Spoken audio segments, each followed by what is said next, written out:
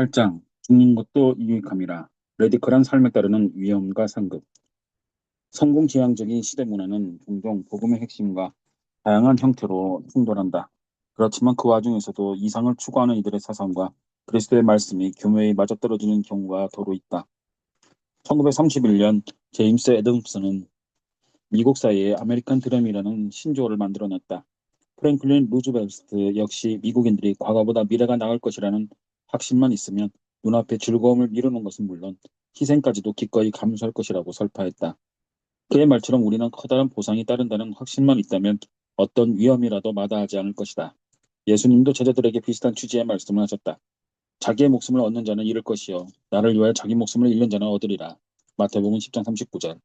주님은 당신의 제자가 되려는 사람은 세상이 주는 안전과 안정, 그리고 만족을 포기해야 한다는 사실을 잘 알고 계셨다.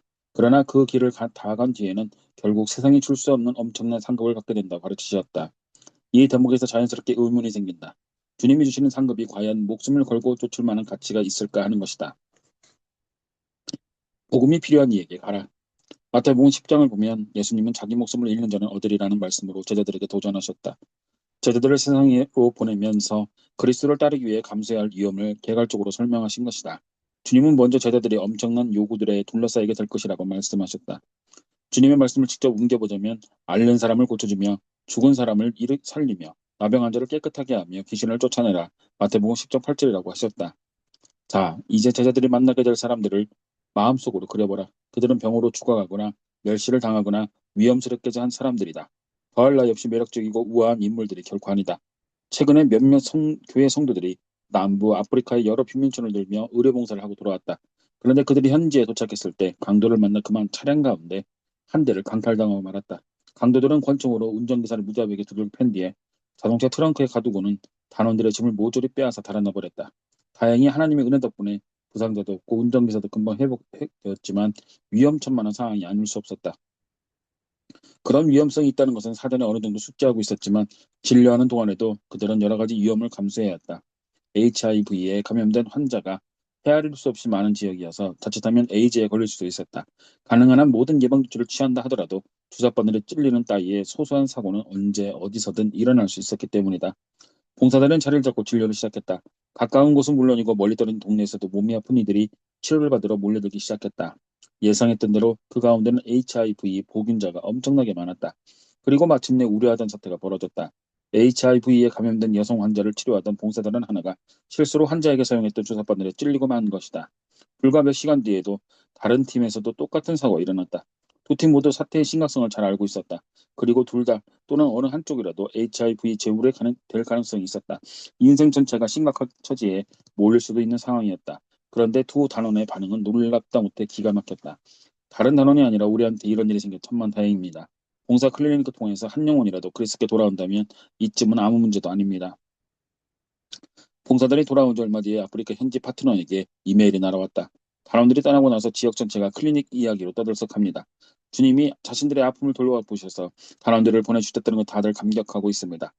여러분은 귀국했지만 주민들은 예수님께 감사하는 마음을 갖기 시작했고 수많은 이들이 그리스도께 돌아왔습니다. 정말 멋진 하나님 아닙니까?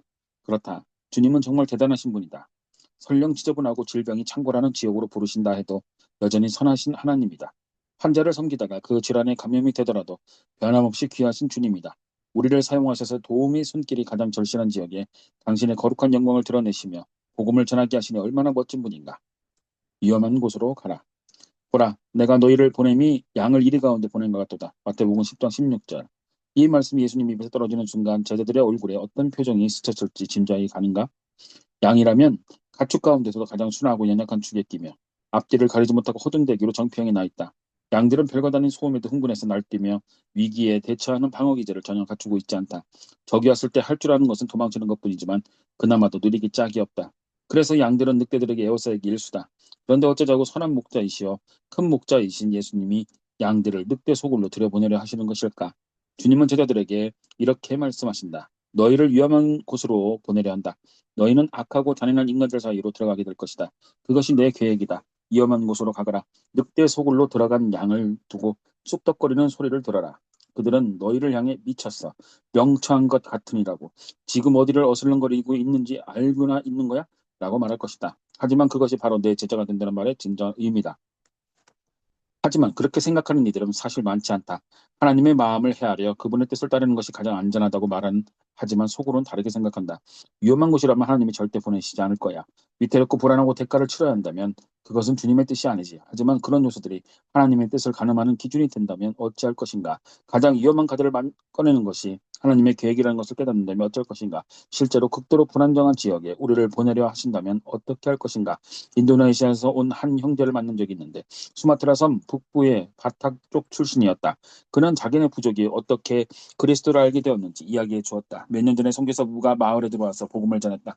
당시만 해도 주민들은 모두 무슬림이었다. 늑대 속으로 들어간 양이 따로 없었다. 족장은 이 선교사 부부를 잡아서 죽인 후 토막을 냈다. 몇 년 뒤 또 다른 선교사가 들어와서 복음의 메시지를 전하기 시작했다. 예전에 살해된 선교사 부부가 하던 것과 똑같은 이야기였다. 족장은 그 이야기를 한번 들어보기로 했다. 귀 기울여 들어보니 믿을 만하다는 생각이 들었다. 그렇게 해서 삽시간에 온 부족이 그리스도에 돌아오게 되었다. 그 형제의 말에 따르면 지금은 수마트라 섬 북부에 약 300만 명 이상의 바탁 쪽 그리스도인이 살고 있다고 한다. 그의 이야기를 들으며 이런 생각이 들었다. 우리 부부라면 서슴없이 첫 번째 선교사 내외와 같은 길을 갔을까? 기꺼이 잡혀서 살해되고 토막나서 후속 선교사가 온 부족이 회심하는 장면을 목격할 수 있도록 털을 닦을 수 있을까? 이것이 마태복음 10장이 오늘 그리스도인 하나하나를 향해 던지는 질문이다. 당신은 첫 번째 선교사 부부처럼 가장 위험한 곳으로 달려갈 수 있는가? 나중에 오는 이들이 그 희생의 열매를 거둘 수 있게 죽음을 무릅쓸 수 있는가 하는 것이다. 바로 그런 희생이 아직은 복음의 적대적인 수많은 미전도 종족이 언젠가 마음을 돌려 예수님 앞에 무릎을 꿇게 하는 전제 조건이라면 어떻게 하겠는가? 배신당하고 마음과 미움과 박해를 받으며 이어서 예수님은 당신을 따르는 길에는 배신이 있다고 말씀하셨다. 장차 형제가 형제를, 아버지가 자식을 죽는 데 내주며 자식이 부모를 대적하여 죽게 하리라. 마태복음 10장 21절. 분명히 격려가 되는 숭별사는 아니었다. 식구들이 매섭게 공격해오고 친구들이 가장 큰 적이 될 것이라는 말씀이다. 이와 관련해서 사일의 간증을 잊을 수가 없다. 사일 부부는 둘 다 인도의 무슬림 가정에서 성장했다. 먼저 예수를 믿은 아내는 남편에게 주님을 소개했다. 내외는 그리스도인이 되자마자 살해 위협을 받게 되었고 이를 피해 정든 고향을 등져야 했다. 몇 년이 지나자 부부의 신앙은 몰라보게 성장했다. 굴에서 고향의 가족들에게 그리스도를 전하는 일이었다. 4일 내외는 서서히 고향에 연락을 하기 시작했다. 상대편에서도 조금씩 반응이 왔다. 그러기를 얼마나 했을까. 마침내 부부는 따뜻한 환영을 받으며 고향으로 돌아갔다. 겉으로 보기에는 매사가 지극히 순조로웠다. 그러던 어느 날 남편은 집에 남고 아내 혼자 친정에 가서 식사를 하게 되었다. 4일의 아내는 모처럼 부모 형제와 한 자리에 앉아서 먹고 마시며 즐거운 시간을 보냈다. 그러나 잠시 후 쓰러져 영원히 일어나지 못했다. 부모가 밥에 독약을 넣었던 것이다. 주님은 우리가 배신을 당하고 미움을 받게 될 것이라고 말씀하신다. 너희가 내 이름으로 말미암아 모든 사람에게 미움을 받을 것이나 마태복음 10장 22절. 모든 사람이 지구상에 존재하는 모든 이들을 가리키는 것은 분명히 아니다. 하지만 의미는 확실하다. 가족으로부터, 정부로부터, 종교단체로부터 또는 친구로부터 미움을 받게 된다는 것이다. 다시 말하지만 예수님처럼 살면 세상이 다 좋아할 것이라는 착각을 버려야 한다. 도리어 주님과 비슷해지면 더 큰 미움을 사는 것이 현실이다. 왜냐고? 세상이 그분을 미워했기 때문이다. 예수님은 다시 말씀하셨다. 이 동네에서 너희를 박해하거든 저 동네로 피하라. 마태복음 10장 23절. 혹시라도 박해를 받는다면이 아니라 박해하거든 이다. 예수님과 함께 다녔던 제자들에게 해당하는 이야기로 들린다면 큰 오산이다. 훗날 바울은 그 점을 확실하했다. 그리스도 예수 안에서 경건하게 살려고 하는 사람은 모두 박해를 받을 것입니다. 디모데후서 3장 12절. 예수님 자신도 사람들의 배신과 증오와 핍박의 대상이 되셨다. 우리가 그리스도로 닮아갈수록 주님이 당하시던 일들을 고스란히 답습하게 될 것이다. 그러기에 예수님은 이렇게 말씀하셨다. 제자가 그 선생보다 또는 종이 그 상전보다 높지 못하나니 제자가 그 선생 같고 종이 그 상전 같으면 족하도다. 집주인을 바알세불이라 하였거늘 하물며 그 집 사람들이라. 마태복음 10장 24절 25절. 이것이 그 누구도 부정할 수 없는 마태복음 10장의 결론이다. 아무런 위험도 없이 안전하고 평탄하고 편안한 삶을 살고 싶으면 예수님을 떠나는 것이 좋다. 주님과 누리는 교제가 깊어지면 깊어질수록 삶을 위협하는 요소들도 점점 커지게 마련이다. 뒷짐지고 물러서서 그리스도와 가벼운 교제만 나누며 기계적으로 교회에 들어드는 그리스도인이 허다한 까닭이 여기에 있다. 그렇게 살면 안전할 뿐만 아니라 세상에 미움을 쓰지도 않기 때문이다. 설령 그리스도인은 딱지를 달고 있을지라도 남들이 쫓는 것을 함께 추구해야 사랑을 받는 법이다. 따라서 성공신앙을 쫓는 기독교는 세상과 충돌할 일이 없다. 하지만 그리스도와 하나가 되는 순간 세상에서는 많은 것을 잃을 수밖에 없다. 예수님은 말씀하셨다. 무릇 온전하게 된 자는 그 선생과 같으리라. 누가복음 6장 40절. 이 구절을 읽을 때마다 나는 겁이 난다. 우리의 스승은 조롱당하고 얻어맞고 채찍을 찢기고 침세례를 받고 끝내는 십자가 못 박히시지 않았는가? 정말 그분처럼 되고 싶은가? 바울이 교회에 했던 말을 살펴보자. 그리스도를 위하여 너희에게 은혜를 주신 것은 다만 그를 믿을 뿐만 아니라 또한 그를 위하여 권한을 받게 하려 하심이라. 빌립보서 1장 29절. 기겁할 이야기가 아닐 수 없다. 뼈대만 추리자면 사도는 이렇게 말하는 셈이다. 하나님은 고난을 선물로 주신다. 그리스도께 와서 고난이라는 멋진 선물을 받으라. 고개를 숙이고 눈을 감고 그리스도를 영접하고 나면 고난까지 함께 들어온다니 아무리 생각해도 전형적인 초청 문구는 아니다. 바울이 농담하고 있는 것이 아닌가 싶을 지경이다. 하지만 이것은 우스갯소리가 아니다. 그리고 이것이 진정한 기독교의 모습이다. 지금까지 흘러온 기독교의 역사이기도 하다.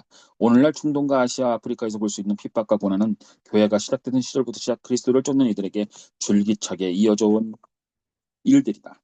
콘스탄티누스 황제가 그리스도를 봉인하기 전까지 대략 300년에 이르는 기간 동안 그리스도를 따르는 이들은 가혹한 박해를 받았다. 세대가 무려 10번이나 바뀌는 긴 시간에 걸쳐 그리스도인들은 로마 시내와 인근 지역의 지하에 장장 640km가 넘는 카타콤을 만들어 은밀하게 예배를 드렸다. 그리고 수많에 이르는 그리스도인들이 가혹한 박해 끝에 그곳에 묻혔다. 카타콤을 탐사한 고고학자들은 곳곳에 똑같은 문자가 새겨진 것을 발견했다. 예수 그리스도, 하나님의 아들, 구세주를 뜻하는 그리스어의 머리 글자를 모은 익투스라는 단어였다. 요즘은 그 물고기 장식을 자동차 꽁무니에 붙이고 다니는 그리스도인이 하도 많아서 누구나 다 아는 상징이 되었다. 그러나 1세기에 순교한 형제자매들이 서로 확인하던 심벌과 21세기 누비던 고급 자동차 뒤에 붙은 장식 사이의 간격은 장관 세월만큼이나 크고 넓다. 마태복음 10장이 그려내고 있는 예수님의 모습은 당병들에게 임무를 주어 전선에 파견하는 군사령관의 분위기다. 주님은 소집령을 내리셨고 거기에 응한 병사들을 파송하셨다. 장차 마주치게 될 요구들과 앞길에 도사는 위험에 비추어 볼 때 제자들도 자신들이 전투에 투입된 것과 다름없다는 사실을 인식하고 있었다. 1940년대 말 미국 정부는 USAL이라는 해운회사를 운영하던 윌리엄 프랜시스 깁스에게 960억 규모의 해군 수송선 주조를 맡겼다. 전쟁을 대비하여 한 번에 1만 5천 명 정도의 병력을 신속하게 수송할 수 있는 함정을 설계하고 건조하는 것이 그의 임무였다. 1952년 마침내 완성된 SS 미국호는 44노트까지 속력을 낼 수 있었으며 연료와 보급품을 공급받지 않고 1만 킬로미터 이상을 항해할 능력을 갖추게 되었다. SS 미국호는 그 어떤 배보다 더 빨리 달렸으며 열을 남치시면 세상 어디든 갈 수 있었다. 세상에서 가장 빠르고 믿음직스러운 수송선이었다. 유일한 애로사항이 이 군함을 쓸 일이 없었다는 것이다. 이 군함은 다만 몇 명이라도 병사를 수송해 본 적이 없었다. 1962년 쿠바 미사일 위기 일어났을 때 잠깐 대기한 것을 제외하고는 한 번도 해군의 부름을 받지 못했다. 대신 이 함정은 퇴역할 때까지 17년 동안 대통령과 주의사들을 포함해서 다양한 저명인사를 태우는 호화 유람선으로 쓰였다. 하지만 한꺼번에 1만 5천 명이라는 명사를 태울 일은 없었다. 기껏해야 1,000명 미만이었다. 배에 올라탄 승객들은 695개나 되는 전용실과 4개의 식당, 3개의 바와 2개의 극장, 온수 수영장을 갖춘 2만 제곱킬로미터짜리 갑판, 19개 엘리베이터 그리고 냉난방 시설을 완비한 세계 최고의 편의시설을 마음껏 이용할 수 있었다. 전시의 병력과 무기를 수송하는 대신 편안하게 대서연안을 여행하는 부자들의 허영심을 채우는 수단으로 쓰인 것이다. 호화 여객선과 수송선은 달라도 이만저만 다른 것이 아니다. 전투를 준비하는 병사들의 얼굴과 달콤한 낭만을 즐기는 승객들의 표정이 판이하게 다를 수밖에 없다. 수송선에 실리는 물자 또는 호화 여객선이라는 말을 들을 때 떠올리는 사치스러운 물건들과 전혀 다르다. 수송선이 움직이는 속도는 여객선의 속력보다 본질적으로 빠를 수밖에 없다. 무엇보다 수송선은 성취해야 할 긴급한 임무가 있는 반면 호화 유람선은 편안하게 유람을 즐길 뿐 서두를 일이 없다. 미국 정부가 건조한 이 초대형 수송선의 역사를 생각해 볼 때마다 교회에서의 단면을 보는 것 같아 씁쓸한 느낌이 든다. 교회의 목적도 이 수송선처럼 변화받아 그리스도인들이 자신의 사명을 완수하는 데 있었다. 그런데 요즘은 수송선에서 호화 유람선으로 변질된 것이 아닌가 하는 의구심을 떨쳐버릴 수 없다. 영혼을 구원하는 전투에 참여하는 것이 아니라 세상이 주는 위안을 편안하게 즐기는 데 몰두하는 것이다. 45개에 이르는 인구가 지옥을 향해 가고 있고 날마다 2만 6천 명의 어린이들이 굶주림과 질병으로 목숨을 잃고 있는 현실을 직시했더라면, 그리고 갑판 수영장 의자에 느긋하게 기대 앉아 선내 식당 직원이 시원한 음료수를 가져오길 기다리는 대신에 배 전체를 전투에 맞게 개조하기 결심했다면 어떤 일이 벌어졌을지 궁금하다. 그리스도의 명령에 망설임 없이 순종할 마음이 있는가? 주님을 닮고 싶은가? 변두리의 빈민가든 길 건너 이웃이든 전염병이 창궐한 아프리카의 외딴 마을이든 중동의 적대적인 국가든 목숨을 내놓고 도움이 절실한 곳, 위험 부담이 큰 곳을 찾아갈 용의가 있는가? 우리의 시선이 세상의 안락함을 추구하는 것이 아니라 이 땅의 편안함을 저버리고 영원한 상급을 받는 수송선형으로 바꾼다면 이 땅에 하나님의 영광이 더 높아졌을 것이다. 더 큰 상급. 여기가 그리스도인의 이상과 성공지향적인 세상의 목표가 현격하게 분리되는 지점이다. 그렇다. 예수님은 크나큰 상급을 약속하셨지만 그분이 주시는 대가가 우리가 흔히 기대하는 것과는 성질이 전혀 다르다. 다르다. 성공신화에 사로잡힌 세상이 주는 보상은 안락한 생활과 풍족한 물자, 더 많고 좋은 자산 따위로 상징되는 성공이다. 하지만 그리스도가 주시는 상급은 그 모든 것과 비교할 수 없다. 이러한 사실을 아는 그리스도인이라면 세상이 주는 조악한 선물을 뿌리치고 영원한 안전과 평안, 주님의 만족을 위해 살 수밖에 없다. 예수님은 저자들에게 도움의 손길이 절박하고 온갖 위험이 기다리는 곳으로 가라고 두렵고 부담스러운 명령을 내리신 뒤에 사랑으로 보살펴 주시겠다는 엄청난 약속을 주셨다. 주님은 3번이나 반복해서 말씀하셨다. 두려워하지 말라. 늑대 소굴로 들어가는 양이 어떻게 겁을 먹지 않을 수 있을까? 그런데 예수님은 어떻게 제자들에게 배신당하고 미움과 핍박을 받을 것이라는 이야기가 끝나기 무섭게 두려워할 것이 없다고 말씀할 수 있는 것일까? 하나님의 주권, 안전의 근원. 예수님은 제자들에게 세상의 위안이 아니라 만물을 다스리는 하나님이 안전의 근원이라는 것을 일깨워 주셨다. 참새 2마리가 한 아사리온에 팔리는 것이 아니냐. 그러나 너희 아버지께서 허락하지 아니하시면 그 하나도 땅에 떨어지지 아니하니라. 마태복음 10장 29절. 이 세상의 모든 일들은 주관자이신 하나님의 뜻 안에서 일어나고 있다. 여기에는 예외가 있을 수 없다. 이러한 사실을 기억하면 어디든 편안한 마음으로 자신 있게 할 수 있을 것이다. 그래서 개인적으로는 스데반의 이야기를 가장 좋아한다. 성경은 그를 기독교 역사상 첫 번째 순교자로 기록하고 있다. 사도행전 7장을 보면 살해들인 공예는 스데반을 돌로 쳐 죽였다. 그의 죽음은 그리스도의 관계 것이 무엇을 의미하는지 한주었다.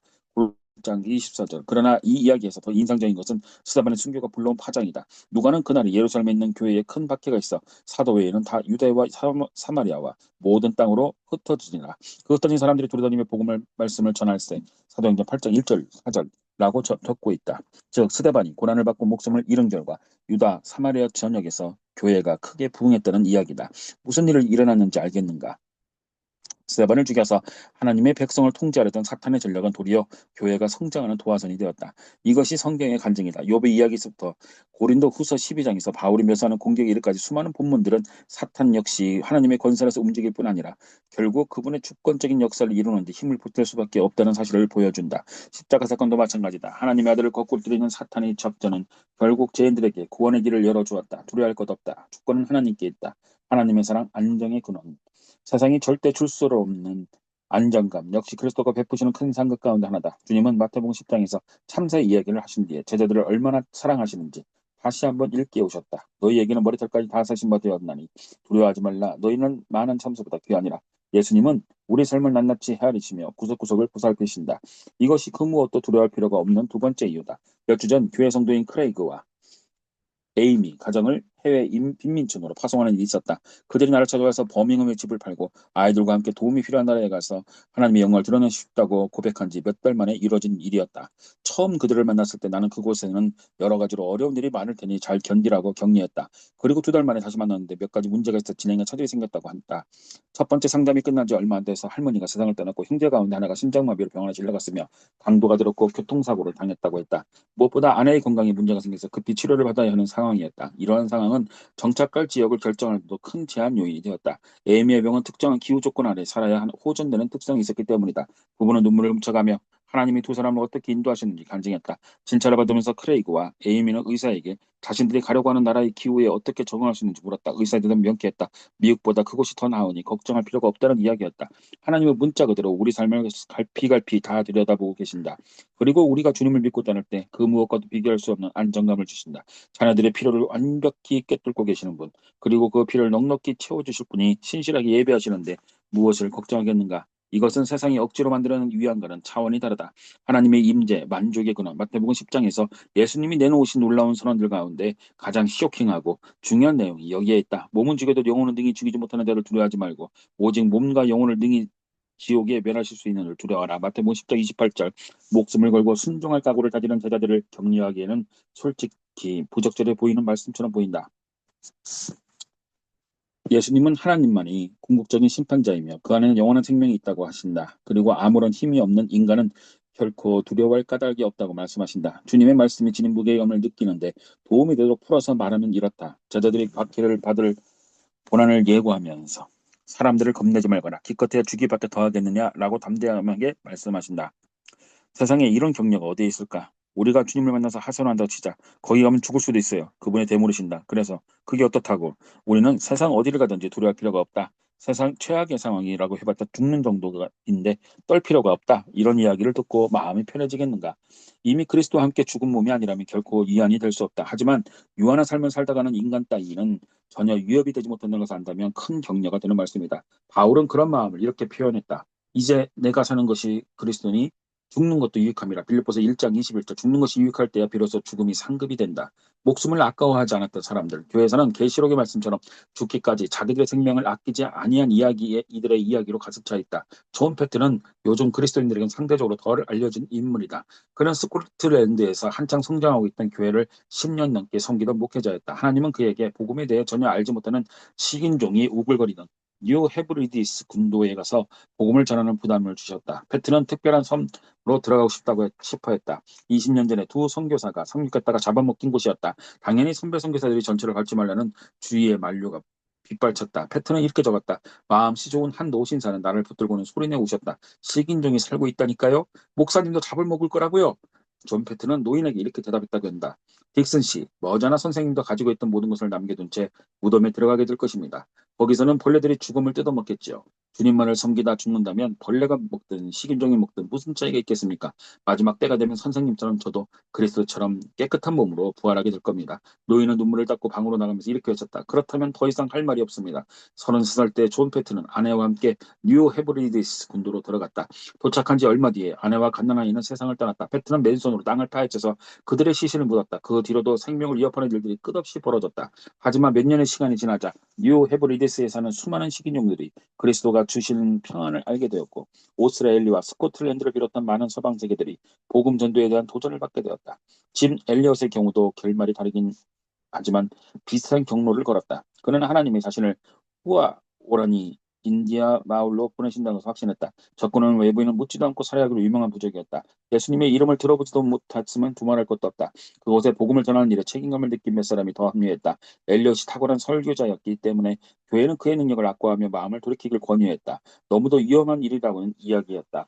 엘리엇이 일기에 이렇게 적었다. 여호와의 뜨거운 열정을 잘 알고 있다면 그분의 뜻을 두루 나누기 위해 자기를 사랑하는 마음을 부정해야 한다. 생각해보라. 하늘 보좌에서 가라는 음성이 들린다. 사방에서 와서 우리를 도와주세요.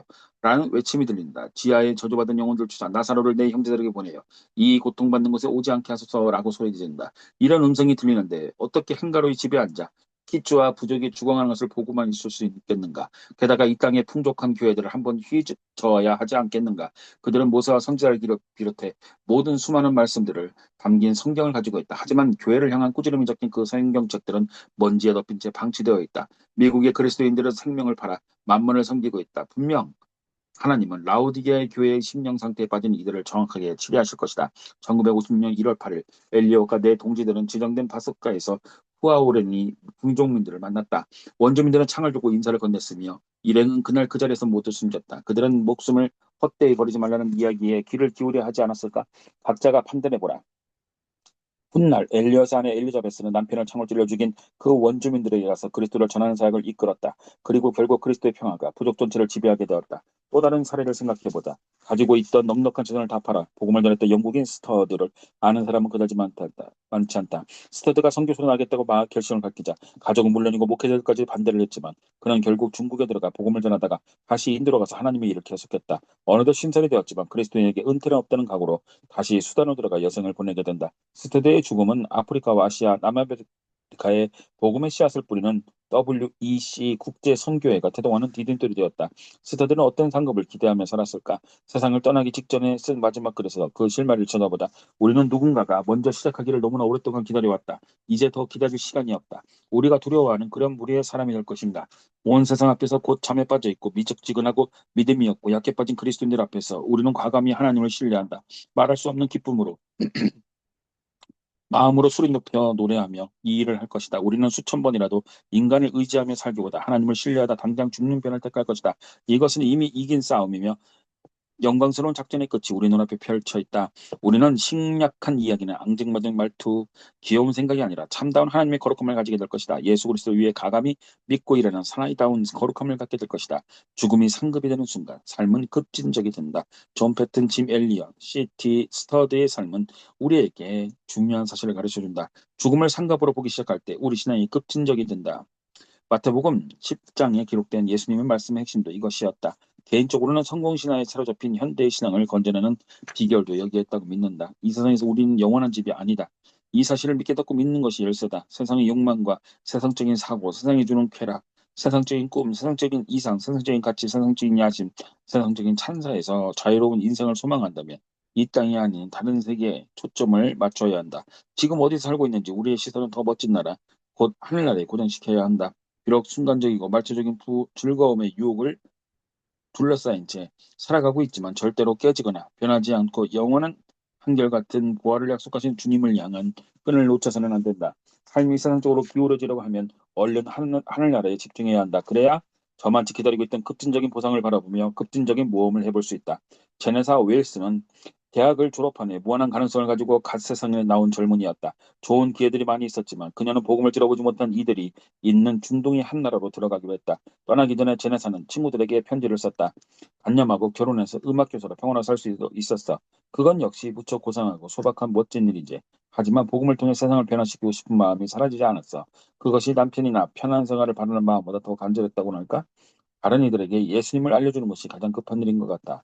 한동안 제네사는 이스트인글 팀에서 요르단에 있는 팔레스틴 난민촌에서 프랑스의 무슬림 공동체 안에서 사막의 베두인족 사이에서 활동했다. 그리고 다시 편지를 보냈다. 솔직히 말해서 하나님이 보내시는 데 말고는 아무데도 가고 싶지 않아. 주님은 상상의 한계를 초월하시는 분이야. 6달 뒤에 마지막 이메일에서는 이렇게 밝혔다. 우리가 드러내야 할 것이 있다면 오직 하나님의 영광뿐이야. 그 삶을 살게 달라고 날마다 기도하고 있어. 그리고 2주 후 제네사 웰스는 이집트산의 시나이 사막 한복판 칠흑 같은 어둠 속에서 버스 타고 세상을 떠났다. 이런 이야기를 들으면 10.89는 비극으로 받아들일 것이다. 젊디 젊은 아가씨가 외진 이집트 사막에서 비참한 교통사고로 삶의 마지막을 장식하다니 살아있었다면 얼마나 많은 일들을 할 수 있었을까. 이집트에 가지만 않았더라면. 하지만 그리스도의 시각은 완전히 다르다. 마태복음 10장에 따르면 제네사 웰스의 사연은 비극이 아니라 상급에 관한 이야기다. 상급이라고? 한 젊은이가 지구편 반대 사막에서 죽은 것이 어떻게 상급이 될 수 있을 것일까? 잘 생각해보라. 이집트 시나이 사막에서 숨을 거두자마자 제네사 웰스는 그리스도의 임재 앞으로 안내되었다. 거기서 우리로서는 상상조차 할 수 없는 아름다운 그분의 영광을 보았다. 젊은 친구가 지금 어디에 있는 줄 아는가? 바로 주님과 함께 있다. 100억 년 뒤에도 여전히 낙원에서 하나님의 큰 영광을 찬양하고 있을 것이다. 장담하건대 자신이 누리는 상급에 비하면 세상에서 성공하는 것쯤은 눈꽃만 것도 중요하지 않다고 여길 것이다. 기억하는가? 복음의 가장 큰 상급은 하나님 자신이다. 목숨을 내놓고 그리스도를 따라가면 오직 하나님을 통해서만 가능한 안전과 그분의 사랑에서 오는 안정, 그리고 주님의 임재 안에서만 찾을 수 있는 만족을 맛보게 된다. 이렇게 크고 영원한 상급을 버리고 비교할 수 없는 모조품을 쫓는 것은 한없이 어리석은 짓이다. 그리스도의 약속에 비춰보면 주님을 위해 나의 소유와 존재를 거는 것은 더 이상 희생이 아니다. 도리어 상식에 가깝다. 예수님을 따르는 것은 어찌 보면 똑똑한 선택이다. 짐 엘리엇은 말했다. 결코 잃어버리지 않을 것이 얻기 위해 간직할 수 없는 것을 저버리는 사람은 바보가 아니다. 그리스도께 철저하게 순종하는 것은 쉬운 일이 아니다. 어쩌면 위험스러운 일일지도 모른다. 호화 유람선을 타고 순적하게 항해하는 것이 아니라 희생을 각오하고 수송선에 올라 거친 파도를 헤치며 나가는 작업이다. 안락함도 건강도 부유함도 세상적인 출세도 없다. 온전히 순종하다면 모든 것을 다 이룰 수 있다. 그러나 마침내는 예수 안에서 모두 보상받게 될 것이다. 주님은 우리가 포기한 것 그 이상을 갚아주신다. 9장 당신의 삶을 완전히 바꿀 레드컬 실험. 삶을 뒤엎는 365일. 실험이라는 것은 어떤 이론이나 주장을 검증하기 위해 통제된 조건 아래서 일취하는 일련의 행동 과정을 가리킨다. 지금까지 우리는 복음에는 분명히 담겨 있지만 성경 지향적인 문화와는 상충되는 인생의 목적과 관련한 대담한 주장들을 제시했다. 짧게 요즘 진정한 성공은 철저한 희생만 가능하다. 궁극적인 만족은 자신이 아닌 하나님을 중시하는 데서 얻을 수 있다. 인생의 목적은 자신이 살고 있는 나라와 문화를 초월한다. 삶의 의미는 개인이 아니라 공동체 안에서 발견되며 참 기쁨은 물질주의가 아니라 너그레 베푸는 마음가짐에서 얻을 수 있다. 그리고 진리는 보편주의가 아닌 그리스도 안에서 발견된다. 결국 알고 경험하고 즐기는 모든 것을 희생하고서라도 붙잡을 가치가 있는 것은 예수님뿐이다. 하지만 검증되지 않은 주장은 가설에 불과하다. 그래서 실험이 필요한 것이다. 검증을 거치게 되면 주장하는 것이 거짓말인지 진실인지 드러난다. 진실이라고 밝혀지면 관점을 수정하고 생각을 바꾸며 그 진리에 맞춰 삶을 조정하기가 훨씬 쉬워질 것이다. 그것은 당신의 삶을 뒤엎을 실은 올바르게 되는 것이지만 것이다. 그래서 다음의 실험을 제안한다. 여태껏 단 한 번도 시도하지 않았던 방식으로 복음에 담긴 주장들을 검증해 보자는 것이다. 그리스도의 명령에 전폭적으로 순종하는 것이 세상의 성공을 쫓는 것보다 과연 더 의미 있고 만족스러우며 기쁜지 확인해 보자. 분명히 말하지만 실험을 마칠 때쯤이면 그리스도의 영광을 세상에 널리 드러내기 위해 살려는 주체하지 못할 소망을 품게 될 것이다. 이 검증 과정을 레디컬 실험이라 부르겠다. 딱 1년이다. 실험 기간은 1년이다. 통상적인 일정표가 아니라는 것은 나도 알고 있다. 요즘 잘 나가는 교회 성장 이론가들이 잡지와 신문기사, 각종 전단에 내놓은 이른바 전략이라는 것을 보면 어떤 계획이든 최대 6주에서 8주 단위로 잘라야 효과적이다. 요즘의 그리스도인들은 단기 투자로 장기적인 유익을 얻고 싶어 한다는 이유에서다. 하지만 교회사가 늘 이런 식으로 돌아가지 않았다는데 깊이 감사한다. 데이비드 브레이너들은 긴 세월에 걸쳐 외로움과 침체와 교통을 겪은 뒤에 비로소 하나님이 아메리카 원주민들의 심령을 회복시키는 것을 목격할 수 있었다. 윌리엄 캐리는 한 심령이 돌아오기까지 꼬박 7회 동안 온 힘을 다해 복음을 선포했다. 존 하이드 역시 세계를 통틀어 가장 가혹한 선교 현장 가운데 하나인 펀자브에서 사역하면서 선택된 백성들이 그리스도께 나오는 것을 보기에 몸이 상하도록 기도하고 금식했다. 브레이너드와 캐리 그리고 하이드의 사례를 보면 이렇게 물어볼 용기가 생길 것이다. 장기적인 현실이 장기적인 유익을 불러오는 것은 아닐까? 이에 대해서 세상의 가치관도 크게 다르지 않다. 고등학교를 졸업하는데도 최소한 3년이라는 기간과 거기에 상응하는 비용이 들어간다. 의대나 법대 다니는 학생들은 계속되는 공부와 가혹하리만치 빡빡한 학사 일정을 힘겹게 따라가며 그 분야의 전문가가 되어간다. 음악가들은 날이면 날마다 연습을 거듭한다. 운동선수들 역시 사시사철 훈련을 거르지 않는다. 기술을 익히고 자신의 분야에서 전문가가 되려는 마음에 장기간에 걸친 헌신을 기꺼이 감수하는 것이다. 마찬가지로 1년 동안 최선을 다하고 나면 뒤를 돌아보며 만족할 날이 반드시 올 것이다. 이 실험은 우리의 인생엔 365를 떼어내 남은 생애를 완전히 바꾸는 데 사용할 것이다. 따라서 1년이라는 시간을 철저하게 지키는 것이 중요하다. 지속되지 못할 일에 한 해 이상을 투자하는 것은 경우도 많지 않은가. 그리고 설령 다른 급한 일이 있다 하더라도 한 해 정도 연기하는 것도 그다지 나쁘지 않을 것이다. 실험은 한시적으로 진행된다. 여기에는 다음 5가지 요소가 들어간다. 1. 전 세계를 위해 기도하라. 2. 말씀 전체를 샅샅이 읽으라. 3. 의미 있는 곳에 쓰기 위해 재정을 희생하라. 4. 당신을 필요로 하는 낯선 곳에 가서 섬기라. 5. 복음적인 지역교회에 헌신하라. 1년 동안 이 5가지를 충실하게 이행한다면 자신의 심령이 몰라보게 살아날 것을 경험하게 될 것이라고 믿는다. 아니, 분명히 그렇게 된다. 지금 살고 있는 곳에서 또 더 넓은 세상에서 하나님이 주관하시는 역사에 동참하는 것이 얼마나 스릴 넘치는 일인지 알게 될 것이다. 그리고 성공신화에 몰입하는 현대사의 병폐를 떨쳐버리고 주님이 특별히 설계해 주신 아름답고도 변치 않는 꿈을 붙잡게 될 것이다. 그러면 이제 실험의 5가지 요소들을 하나씩 살펴보자. 전 세계를 위해 기도하라. 처음에는 이것이 포괄적이고 애매하고 모호하다 못해 뜬구름 잡는 이야기처럼 들릴 수 있다는 것을 알고 있다. 속으로는 이렇게 생각할지도 모르겠다. 나 한 사람이 전 세계를 위해 기도한다고 해서 특별히 달라질 것이 뭐가 있을까? 지금부터 이것이 무슨 소리인지 그리고 왜 중요한지 짚어보도록 하자. 지금 세계는 45억의 인구가 그리스도 없이 살고 있으며 10억이 넘는 사람이 기아에 허덕이고 있다. 하지만 어디서부터 손을 대야 하는가? 예수님은 마태복음 9장에서 그 해답을 제시했다. 무리를 보고 불쌍히 여기시니 이는 그들이 목자 없는 양과 같이 기전하며 고생함이라.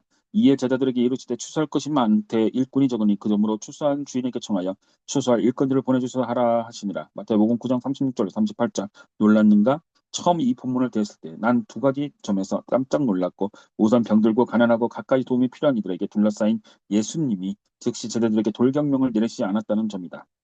베드로야, 너는 저 남자한테 가봐라. 요한, 너는 저 젊은이를 돌보고. 안드레야, 넌 저쪽으로. 하지만 주님은 그러지 않으셨다. 대신 그 어떤 행동보다도 먼저 기도하라고 명령하셨다. 더욱 놀라운 것은 예수님이 주신 기도의 내용이다. 개인적으로는 주님이 이렇게 말씀하시라고 예상했다. 도움을 청하는 백성들을 보아라. 추수할 것이 참 많구나. 그러므로 고생에 지쳐서 기운에 빠진 이들을 위해 기도해라. 먼저 저 사람들 위해서 간구하여라. 그러나 이번에도 그렇게 가르치지 않으셨다. 길을 잃고 방황하는 무리를 위해서가 아니라 교회를 위해서 구하라고 말씀하신 것이다.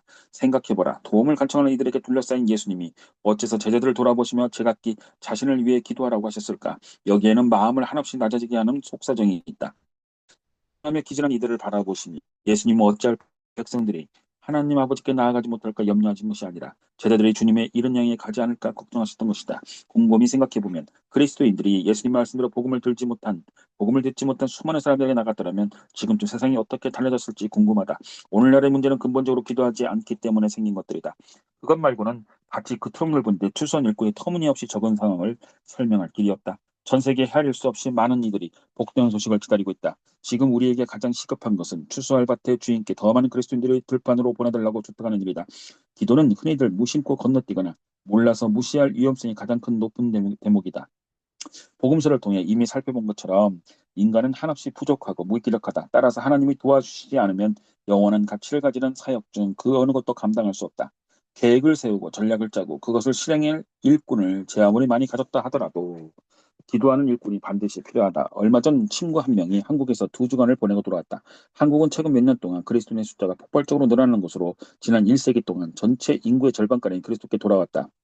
한국의 교회 지도자는 이처럼 영적 부흥이 일어난 요인으로 하나님의 권능이 기도를 통해 역사했다는 걸 꼽는다. 어느 날 호텔에 묵고 있는 친구는 밖에서 들려오는 시끄러운 소리에 잠을 깬다.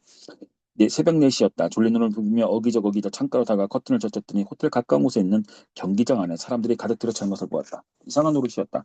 한국인들은 이 꼭두 새벽에 무슨 경기를 한다는 거지?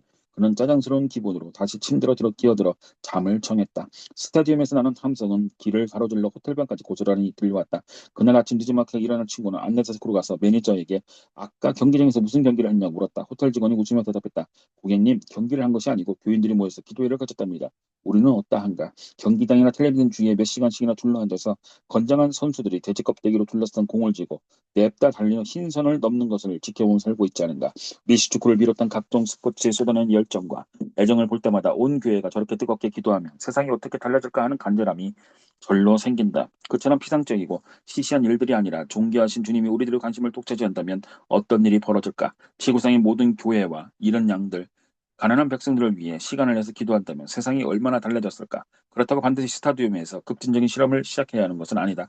거실이나 골방에서 시작할 수도 있다. 기도는 어디서나 가능하다. 이쯤에서 나 한 사람이 전 세계를 위해 기도한다고 해서 특별히 달라질 것이 뭐가 있을까라는 질문을 되짚어보자. 대답은 분명히 달라진다. 이다. 몇 년 전에 패트릭 존스턴이 쓴 세계 기도 정보라는 책을 소개받았다. 이 책은 성경을 제외한데만 내 기도 생활에 가장 큰 영향을 끼친 서적이다. 여기에는 종교적인 구성, 전도 사역의 현황, 기도 제목 등 세계 모든 나라와 관련된 구체적인 정보들이 들어있다. 아울러 1년 동안 기도하는 일정을 제시해서 모든 나라를 위해 빠짐없이 구체적으로 기도할 수 있게 해두었다. 어린 영도 있어서 온 가족이 함께 기도할 수 있다. 인터넷을 이용하는 무료 열람이 가능하다. 우리 교회에는 온 가족이 함께 모여 이 책을 가지고 기도하는 가정이 여럿 있다. 그중에는 특별히 벤과 제니퍼 가정을 소개하고 싶다. 이들은 두 아이, 4살, 2살과 함께 저녁마다 하루에 한 나라씩 돌아가며 기도하기 시작했다. 기도명이 거듭될수록 그들은 이 세상에 역사하시는 하나님의 손길을 감지하게 되었다. 그리고 열방을 향한 주님의 뜨거운 열정에 사로잡혀갔다. 제니퍼는 이렇게 말한다. 하나님이 우리 눈을 열어서 전 세계 사람들의 특별한 필요를 보게 하셨어요. 덕분에 우리 가족들의 삶이 달라졌고 언제든지 주어진 사명을 감당할 준비를 갖춰 나갈 수 있게 되었습니다. 기도는 눈에 띌 일도 아니고 급진적인 느낌을 주지도 않지만 교회사를 돌아보면 기도를 통해 엄청난 일들이 일어났음을 볼 수 있다. 1세기 전 에번스 로버츠라는 한 남성의 기도는 웨일스에서 부흥운동이 일어난 도화선이 되었으며 그 덕에 불과 몇 달 만에 10만 명 이상이 그리스도를 믿게 되었다. 그리고 그 파장은 웨일스를 넘어 전 세계로 퍼져나갔다. 교회는 자국을 넘어 전 세계를 바라보기 시작했으며 평범한 그리스도인들은 복음을 듣지 못한 나라로 들어갔다. 그 후 몇 년 사이에 인도네시아의 기독교 인구가 3배로 늘어났으며 인도에서는 힌두교보다 16배나 빠른 속도로 교회들이 성장했다. 하나님이 성령을 부어주시는 현장을 세상 모든 민족이 똑똑히 목격한 것이다. 기도는 흔히 상상하는 것보다 훨씬 더 막강한 영향력을 발휘한다. 기도가 무슨 변화를 가져오겠느냐고? 하나님이 역사하시면 어떤 일이 일어날지 모른다. 무엇이든 상상만 하라. 그러므로 레디크 심은 첫 번째 명은 1년 동안 전 세계를 위해 기도하는 일이다. 하나님의 목적이 전 세계를 두루 성취되기를 의지적으로 구체적으로 그리고 담대하게 기도하라. 말씀 전체를 샅샅이 읽으라. 애들과 실험의 두 번째 도전은 말씀 전체를 샅샅이 읽으라는 것이다. 말 그대로 한 해 동안 창세기 1장 1절부터 요한계시록 22장 21절까지 전체 31,101절을 하나도 빼놓지 말고 체계적으로 다 읽어라. 세계 곳 흩어진 그리스도인들 가운데 자신의 목숨을 걸고 하나님 말씀을 들으려고 모이는 일이 허다하다. 그런 형제자매들과 더불어 그리스도께 철저히 순종하는 데 동참하려면 성경을 펼치고 정신을 집중하는 데서 시작해야 된다. 개인적으로든 교회 공동체로든 오늘의 그리스도인들은 성경 비슷한 무언가에 지나치게 오랫동안 안주해왔다. 그날 적용할 바를 한 토막씩 얻거나 교회 가서 즐거운 이야기를 듣거나 21세 더 나은 인간이 되거나 더 나은 삶을 사는 방법들을 소개하는 가르침을 받는 것으로 만족하는 이상한 기독교를 받아들인 것이다. 이제는 탁월한 하나님의 말씀을 붙잡고 저마다의 삶에서 가정에서 소그룹에서 교회에서 그 가르침에 우선순위를 부여해야 한다. 우리 주위에서 치열한 싸움이 벌어지고 있는 것이 감지되는가? 한쪽에는 모든 민족들이 사랑과 구원의 주님 앞에 엎드려 경배하기를 원하는 참 하나님이 계신다. 그리고 다른 한쪽에서는 한 사람이라도 더 지옥불에 던져놓고 싶어하는 거짓신들이 있다. 고린도후서 4장 4절로 6절. 전투는 더할 나위 없이 치열하다. 경건의 시간에 묵상한 단편적인 말씀이나 주일 예배에서 받은 한 줌의 가르침만으로 치러내기에는 힘이 딸린다. 텔레비전 오락 프로그램은 DVD, 비디오 게임, 인터넷 따위에 마음을 빼앗긴 상태라면 더할 말할 것 없다. 복음으로 세상 문화를 돌파해 나가자면 하나님의 말씀에 깊이 침잠하는 훈련이 절실하다. 세상 성경을 체계적으로 읽는 데는 무수히 많은 방법이 있다. 인터넷에서 다양한 성경 읽기표를 얻을 수 있을 것이다. 첫 장부터 마지막 장까지 순서로 독파해 나가는 부류가 있는가 하면 연대순으로 재별해서 보는 쪽도 있다. 여기저기를 조금씩 보거나 주제별로 묶어서 읽기도 한다. 날마다 읽는 이들도 있고 며칠에 한 번씩 날을 잡아 한 묶음씩 읽는 이들도 있다. 사람마다 기호와 취향이 다르다. 중요한 것은 성경을 읽는 것이다. 어떤 방식을 택하든지 무조건 읽어라. 개인적으로 레드칼 실험에서 이 부분을 가장 강조하는 편이다. 기독교 신앙은 온갖 서적들로 가득 차 있다. 건전한 서적도 있지만 그렇지 못한 경우도 적지 않다. 솔직히 말해서 나 역시 이 책을 쓰기 전에 무척이나 망설였다. 서가를 바라볼 때마다 이렇게 많은 책이 나와 있는데 거기에 또 한 권을 보태는 것이 과연 의미가 있을까라는 생각을 떨쳐버릴 수 없었다. 아무튼 이 책의 가치는 세월이 가려져 주겠지만 세월의 검증을 마친 유일한 책이 이미 수중에 있음을 잊지 말아야 한다. 하나님은 말씀 안에서 자신을 계시해 주셨다. 성경이야말로 성령의 역사를 통해 그리스도 하나하나를 예수 그리스도의 형상으로 변화시켜 줄 수 있는 유일한 책이다. 하나님은 이 책을 사용하셔서 자녀들의 마음과 생각과 삶이 주님의 뜻에서 벗어나지 않도록 정렬해 주신다. 교회가 오랜 역사를 통해 생산해낸 각종 서적과 문서들도 사용하시지만 하나님의 거룩한 목적을 달성하기 위해 처음부터 끝까지 성령의 감동으로 기록한 책은 오직 성경뿐이다. 그러므로 성경을 편다는 것은 곧 하나님 자신의 말씀을 보는 것을 의미한다. 죄를 속해 주시고 우리로 거듭나게 하시며 우리를 본래 모습으로 회복시키시는 하나님의 초자연적인 능력이 이 말씀 안에 다 들어있다. 개인적으로 지금까지 발간된 기독교 서적 가운데 단연 으뜸이라고 평가받는 경건 서적보다 레위기를 읽는 것을 더 중요하다고 믿는 까닭이 여기에 있다. 레위기는 기독교 시장에 나와 있는 그 어떤 책도 따라갈 수 없는 탁월한 수준과 영향력을 가지고 있다. 이처럼 하나님의 영광에 대해 자세히 알고 싶다면, 주님의 아름다움을 체험하고 싶다면, 그분의 손에 붙들려 쓰임받고 싶다면 하나님의 말씀에 빠져 살아야 한다. 기도하고 성경을 읽는 것이 뭐가 급진적인 것이지? 라고 생각하는 사람도 있을지 모르겠다. 하지만 오늘날 교회의 영적인 열정과 성경 지식의 결핍을 직시한다면 기도하고 성경을 읽는 것이야말로 가장 급진적인 신앙의 모습이라는 것을 공감할 수 있을 것이다. 좀 더 깊이 들어가서 저마다 뜻을 정하여 전 세계를 위해 기도하고 하나님의 말씀에 온전히 귀 기울인다면 어떤 일이 생길지 생각해보라. 분명 우리들의 삶에 급진적인 변화가 일어날 것이다. 기도를 통해 한 사람 한 사람의 마음이 주님을 닮고 말씀을 통해 우리의 생각이 그분의 뜻과 일치되게 할 것일 거라고 친히 약속하셨기 때문이다. 비범해지려는 욕구에 사로잡힌 현대인들은 평범한 일의 중요성을 자주 잃어버린다. 실제로 급진적인 라이프 스타일은 평범한 일에 비범하게 헌신하는 데서 시작된다. 이것은 역사를 주름잡으며 세상에 영향을 미쳤던 그리스도인들에게서 특징적으로 나타났던 현상이기도 하다. 레드컬 실험의 두 번째 단계는 이것이다. 한 해 동안 성경 전체를 샅샅이 읽어라. 의미 있는 곳에 쓰기 위해 재정을 희생하라. 단순히 주라 하지 않고 희생하라고 표현한 데 주목하라. 이것은 결코 쉽지 않지만 무엇과도 비교할 수 없을 만큼 짜릿한 보상이 따르는 일이기도 하다. 알다시피 재물이 있는 곳에 우리의 마음도 있기 마련이다. 마태복음 6장 19절 21절 제6장에서 공부한 것처럼 이 영역은 이른바 선진국 그리스도인들이 이태로운 현실이자 현대 기독교의 사각지대이기도 하다. 많은 사람들이 가난하게 살고 있는 지구상에서 우리는 상대적으로 풍족한 편에 속한다. 1년에 1만 달러를만 벌어도 세계에서 상위 16%에 속하는 수입이다. 5만 달러, 6천만 원을 벌면 상위 1%에 해당할 만큼 부유하다. 지구 한편에서는 가난과 질병으로 인해 생존 한계선에 몰린 이들이 10억을 웃돌고 있다. 그렇다면 부유한 그리스도인들은 어떻게 해야 물질주의에 맞서 하나님의 일을 시작할 수 있을까? 막장에서 우리는 얼마를 쓰는 것이 적정선인지 기존의 라이프 스타일을 제한하면 어떨지 생각해 보았다. 가난한 이들에게 가능한 한 많이 베풀기 위해서 필수품과 사치품을 구별하는 방법도 검토했다. 역사적으로는 주위의 절박한 요구에 부응하니 라이프 스타일을 통제하고 조정했던 존 웨슬리의 삶을 돌아보았다. 그렇다면 이제 오늘을 사는 우리 자신의 삶을 돌아볼 차례다. 내년 한 해 동안 라이프 스타일을 제한해 보면 어떨까? 사치품을 최소한으로 줄이면 어떤 변화가 일어날까? 여기에는 수정해지는 사치품들을 팔고 새로 구입하는 것을 자제하며 보유한 자산들을 의도적으로 희생하는 일들이 포함된다. 실험 기간이 단 1년이라는 것을 다시금 강조하고 싶다. 10년은 못 미뤄도 1년은 가볍게 보류해 줄 수 있는 지출이 있을 것이다. 그리고 10년 동안은 불가능해도 1년 정도는 없이 살아도 괜찮은 물건이 있을 것이다. 이제 세계 곳곳의 긴급한 필요를 채우기 위해 의도적으로 재물을 희생해 보기로 결단하자. 여기서 다시 희생이라는 키워드가 등장한다. 남가나 필요한 물건을 주는 것이 아니라 그것은 희생이라는 말할 수 없다. 희생은 이편의 피해를 감수하고 베푸는 것을 말한다. 곧 능력에 맞게 주는 것이 아니라 분에 넘치게 나눈다는 의미다. 일단 희생하기로 결심했다면 다음은 그 자원을 보낼 곳이 문제가 된다.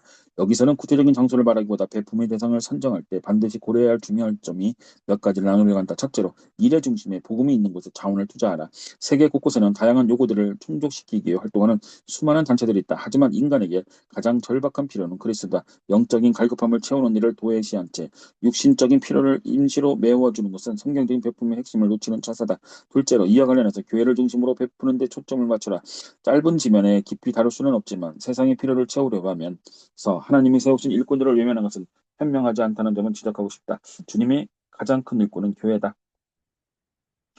셋째로, 개별적이고 실증 필요를 채우라. 재물을 희생하는 목표를 한데 뭉뚱그려서 가난한 이들을 위해로 설정한다면 절제의 동기를 상기시킬 구체적인 얼굴이 없는 셈입니다. 따라서 개인적으로 섬길 수 있는 누군가 또는 무엇인가에 자원을 투자하나 신금을 울리는 요구에 개인적으로 반응할수록 그 상대에게 복음을 정확하게 보여줄 가능성이 더 커지게 된다.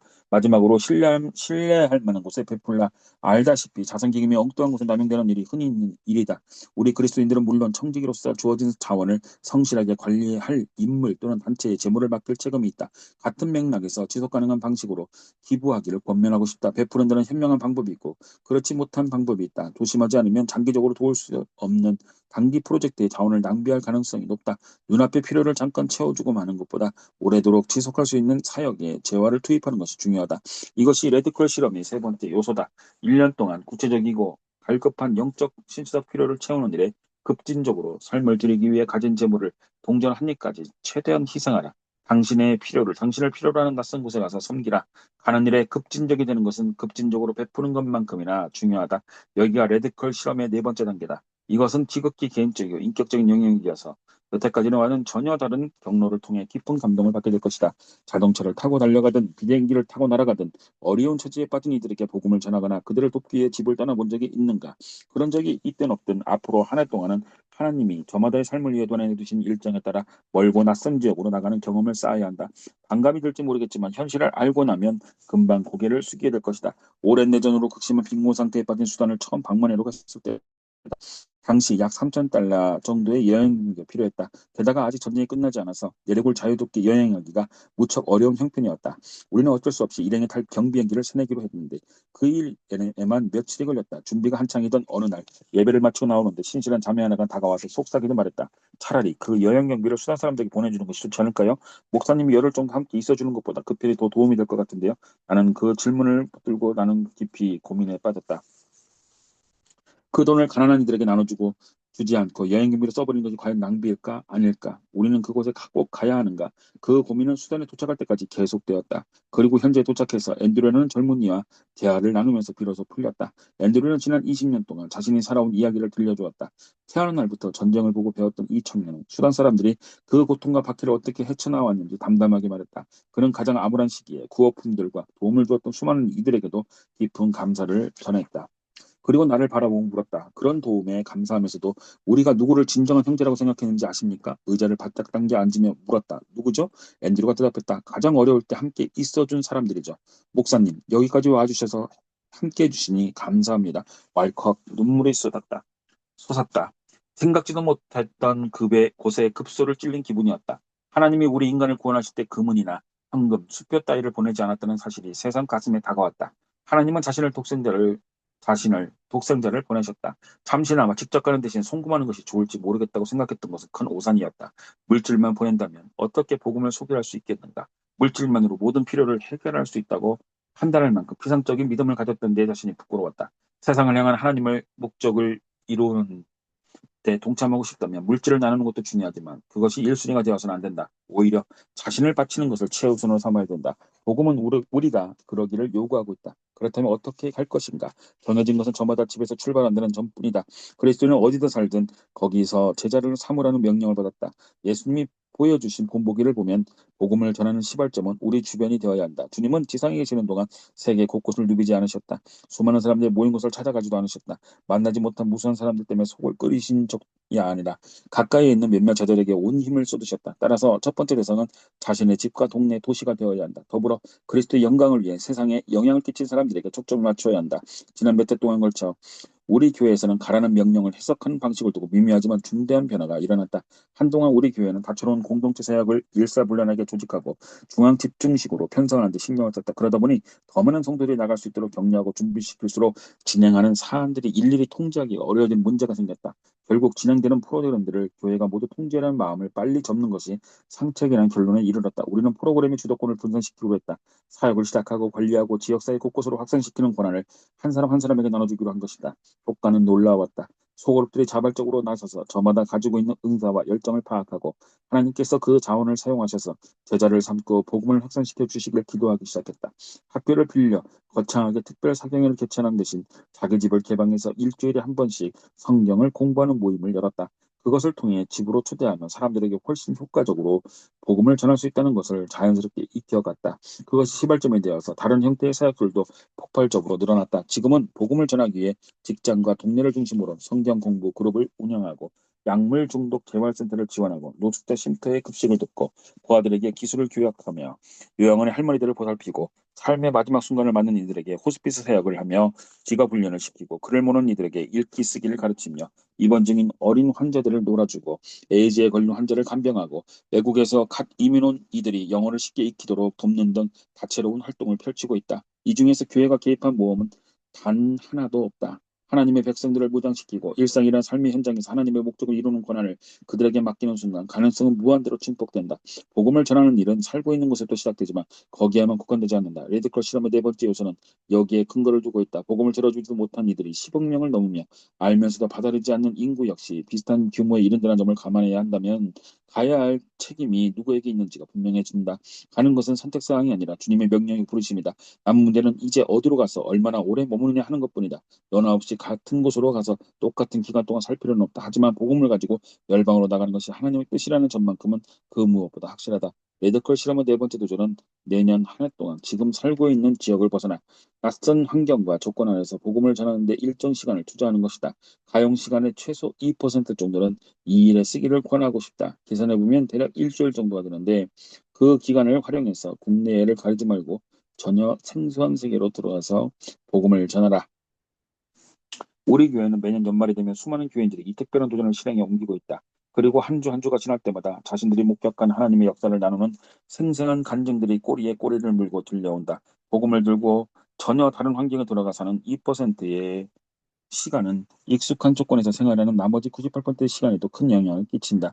주일마다 교인들이 개인적으로 또는 여럿이 함께 나를 찾아와 한 주간 낯선 환경과 조건에 들어가 복음을 전하면서 경험한 일들을 나눈다. 어느 주일인가는 얼굴 가득 환한 미소를 띠고 있는 그룹과 마주쳤다. 막 라틴 아메리카에서 돌아오는 길이라고 했다. 그들은 한 주 전까지만 해도 일면식도 없던 사이였는데 지금은 팔짱을 끼고 다니는 사이가 됐다. 그들은 현장에서 하나님의 역사를 확인한 후 하나같이 감격을 주체하지 못했다. 그 팀원들은 자신이 외국에 나갔어도 복음을 전했는데 국내라고 무엇이 못할 것이 무엇이냐는데 뜻을 같이 했다. 그래서 매주 기도 모임을 갖는 한편 정기적으로 빈민촌에 가서 음식을 나누고 잔치를 열어 주는 봉사를 시작하게 되었다. 그렇게 얼마나 활동했을까? 그들은 정말 그곳에서 제자를 키우고 싶다면 가끔가다 한 번씩 만나는 곳에 부족한 사실을 깨달았다. 여러 가지 방안을 논의한 끝에 아예 그곳에 들어가 소그룹 모임을 가지기로 했다. 그래서 매주 주민들과 함께 모여서 성경 공부를 시작했다. 얼마 뒤부터 어린이들 대상으로 한 다채로운 프로그램도 열었다. 그때부터 하나 둘씩 부모들이 그리스도께 돌아오기 시작했다. 여태 약물과 폭력에 찌들었던 이들이었다. 라틴 아메리카에서 복음을 전했던 경험을 발판으로 범행의 빈민가에까지 복음을 확산시켰던 것이다. 어느 한쪽이 아니라 양쪽 다 중요하다. 소그룹 사역을 통해 거둔 열매는 거기서 그치지 않았다. 몇몇 식구들은 힘을 모아서 사회 경제적으로 소외된 크고 청년들이 대학에 진학해서 그들이 고백하듯 모든 민족으로 제도를 삼아 복음을 전 세계에 가득하게 만들 채비를 갖출 기회를 제공했다. 또 다른 가정은 거리에서 먹고 자던 한 남성을 집에 기숙시키면서 자립한 발판을 마련하도록 지원하고 있다. 모든 민족으로 제자를 삼는 사역의 성과는 끝없이 이어진다. 그러나 삶의 2%를 드리기로 작정할 당시로서는 그 경험이 나머지 98%의 삶에 어떤 영향을 미칠지 전혀 알 수 없었다. 장담하지만 세상을 향한 하나님의 목적을 이루는 사역에 삶을 들이면 주님은 여태껏 상상하지도 못한 경험하지 못했던 것을 우리에게 보여주실 것이다. 휠체어 회사에서 탁월한 기술자로 인정받는 애덤스는 루마니아 빈민가에 가서 가난한 장애인들에게 휠체어를 맞춰주는 일을 하고 있다. 건축하는 일을 하는 데릴은 레카도르에 가서 수중에 돈 한 푼 없는 이들에게 집을 주어주고 있다. 수의사 윌은 애리조나주에 있는 인디언 보호구역에 들어가서 주민들이 기르는 소떼를 돌봐준다. 자칭 대학을 좋아하지 않는 대학생 안드레아도 있다. 그녀는 고등학교를 마친 뒤 다른 나라로 가고 싶어 했다. 대학에 들어가는 것은 시간 낭비라고 생각했어요.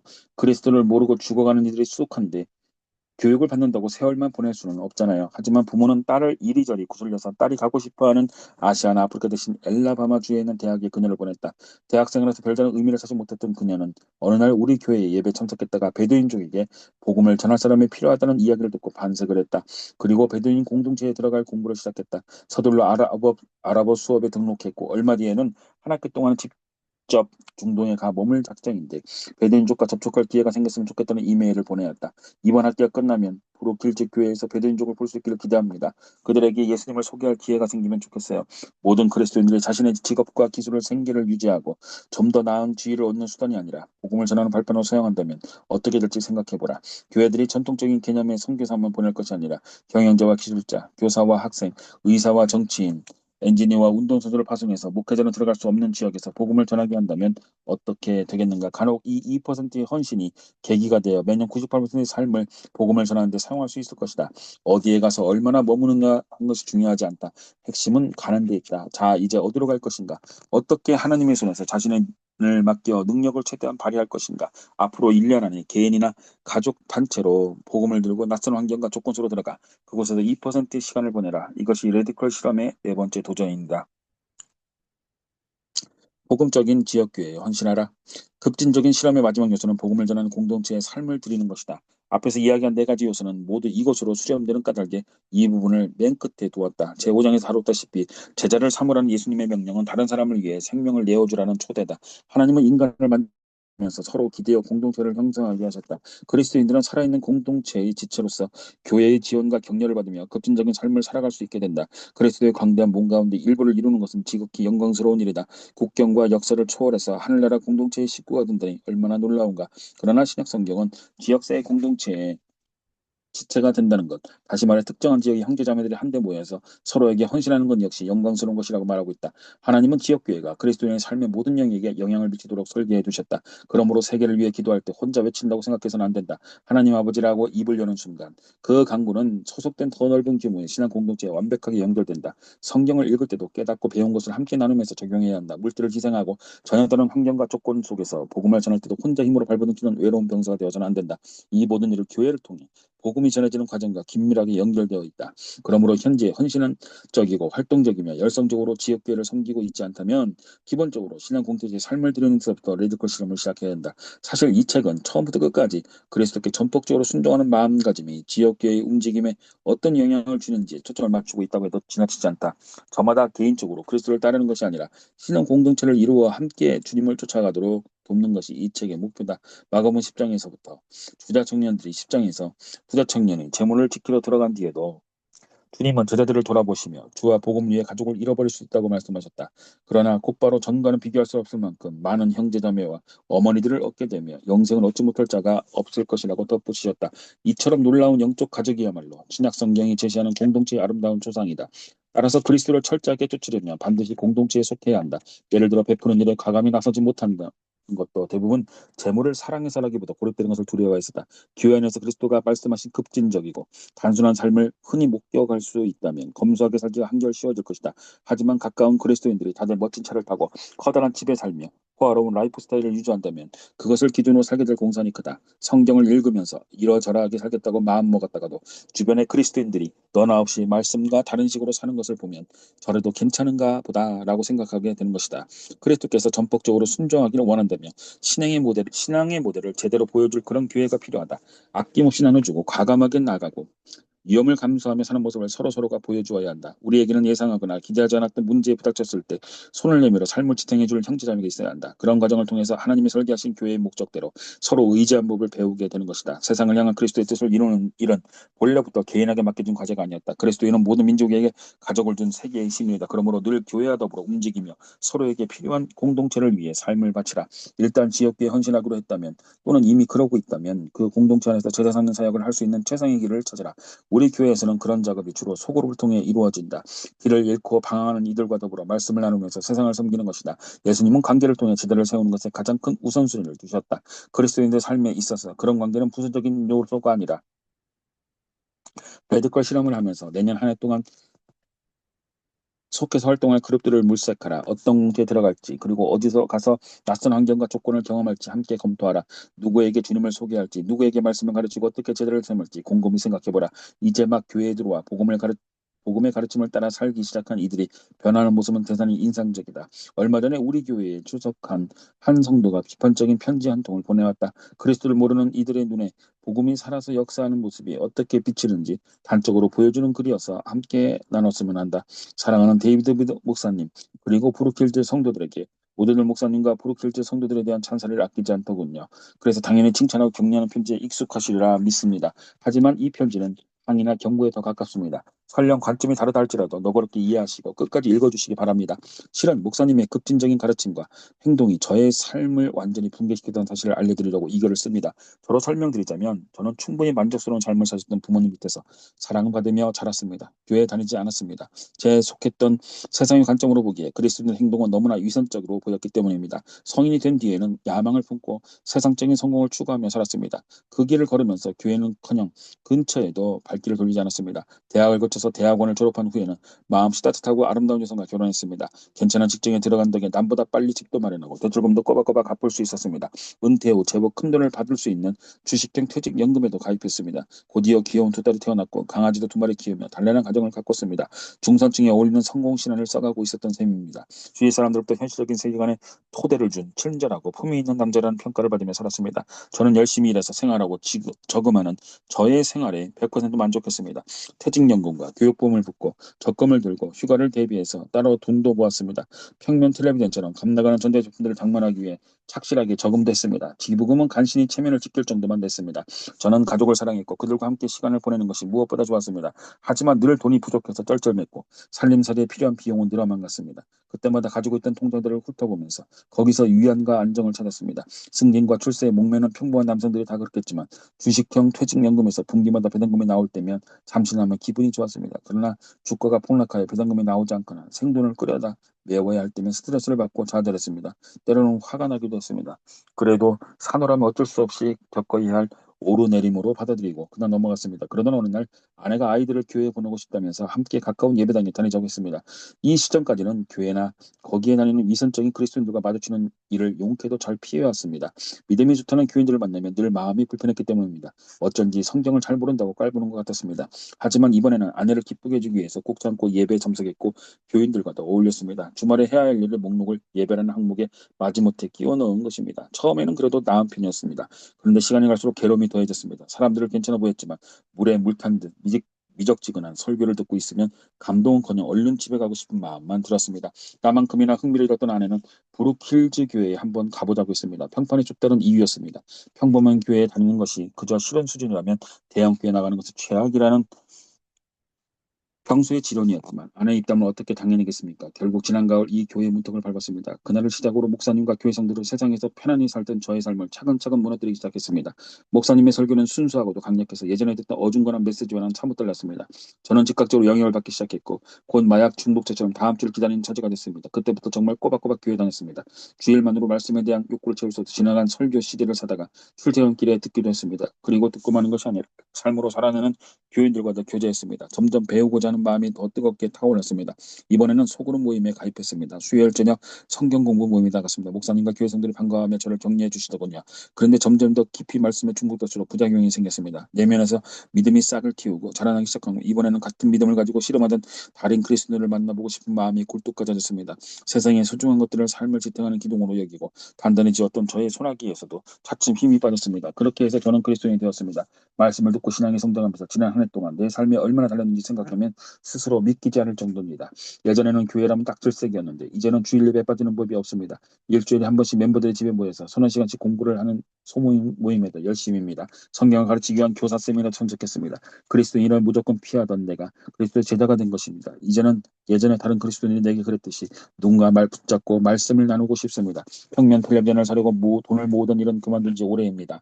텔레비전 앞에 앉아서 있던 버릇도 없어졌습니다. 퇴직연금 분배액도 줄였습니다. 통장을 보며 이연을 찾는 짓은 그만뒀습니다. 그렇게 해서 남은 돈은 교회 또는 자선단체에 보냈거나 다른 사역을 위해 헌금합니다. 희한하게도 배당금이 나왔을 때보다 훨씬 기분이 좋았습니다. 제가 어디가 아픈 것이 아닐까요? 생각하면 생각할수록 미친 짓입니다. 저한테 무슨 약을 먹이신 것이죠. 세상에 푹 빠져 살던 1년 전에는 제 자신이 이렇게 변할 줄은 꿈에도 몰랐습니다. 세상이 전부인 줄 알았고 성공을 쫓아 뛰었으며 안락한 미래를 위해 저축했고 튼튼한 기반이 안정된 삶을 구축하려고 노력했습니다. 하지만 이제는 보이지 않는 하나님을 믿게 되었고 그분께 기도하며 풍성하고 깊은 기도를 추구합니다. 그리고 눈에는 보이지 않는 영원한 날을 갈망하며 믿음 안에서 안정을 얻었습니다. 옛날 같았으면 멍청한 짓이라고 비었을 것입니다. 그러나 한 해 전까지 꾸려왔던 세속적인 삶은 완전히 무너지고 말았습니다. 저뿐만 아니라 가족들 역시 크게 달라졌습니다. 옛 생활이 붕괴되는데 목사님과 신앙의 식구들이 얼마나 큰 역할을 했는지 알려드리고 싶었습니다. 아울러 말씀을 가르치고 삶으로 구현하는 일을 앞으로도 계속한다면 예전의 나처럼 세상에 빠져 사는 이들이 삶에 강력하게 충격을 주게 되는 점을 경고하고 싶습니다. 부디 여러분의 행동과 그 파장이 이웃들의 인생에 영구적인 영향을 미친다는 사실을 알아주길 부탁드립니다. 여러분이 저지른 행동의 결과를 단적으로 보여주는 산 증거가 바로 접니다. 그리스도 안에서 형제된 자. 교회가 한 뜻이 되어 급진적인 복음을 널리 선포할 때 일어난 일들을 생각하면 하나님을 찬양할 수밖에 없다. 교회는 모든 민족에게 복음을 전하기에 주님이 설계하신 특별한 도구다. 또한 믿음을 같이 하는 이들이 단단히 연대해서 급진적인 휴대주를 따라가는 신앙 공동체이기도 하다. 레드컬 실험의 마지막 단계는 제자 삼는 사역을 통해 복음을 확산시키는 그리스도인들의 공동체에 삶을 바치는 일이다. 꿈, 레디컬 실험의 얼기는 이렇다. 앞으로 한 해 동안 전 세계를 위해 기도하라. 처음부터 끝까지 말씀을 온전히 읽으라. 특별한 목적을 위해 재성을 희생하라. 전혀 다른 환경과 조건 속에 들어가 살아보라. 복음을 전파하는 공동체의 삶을 들이라. 도전을 받아들이기 있는가? 성공지향적인 현대 문화의 사슬을 끊고 급진적인 복음을 추구하기 위해 지금까지 이야기한 이 5가지 요소를 실천해 옮겨볼 마음이 있는가? 한 해 동안 모든 민족을 사랑하시는 하나님의 마음을 깊이 살피고 나면 어떤 느낌이 들지 생각해보라.